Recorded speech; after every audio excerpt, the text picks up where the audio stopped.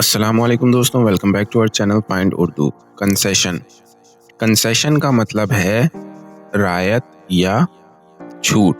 Concession کا مطلب ہوتا ہے کسی کو کوئی چھوٹ یا فائدہ دینا، اکثر کمپرومائز کے طور پر۔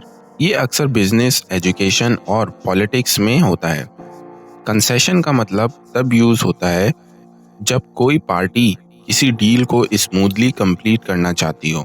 فار ایگزامپل، اسٹوڈنٹس کے لیے بس فیئرز میں کنسیشن دیا گیا۔ The government announced tax concession for small businesses۔ حکومت نے چھوٹی بزنسز کے لیے ٹیکس میں رعایت کا اعلان کیا۔ تو دوستوں، کنسیشن کا مطلب ہے رعایت یا کمپرومائز کے طور پر چھوٹ دینا۔ امید ہے اب آپ کو کنسیشن کا مطلب سمجھ میں آ گیا ہوگا۔ ملتے ہیں نیکسٹ ویڈیو میں، شکریہ۔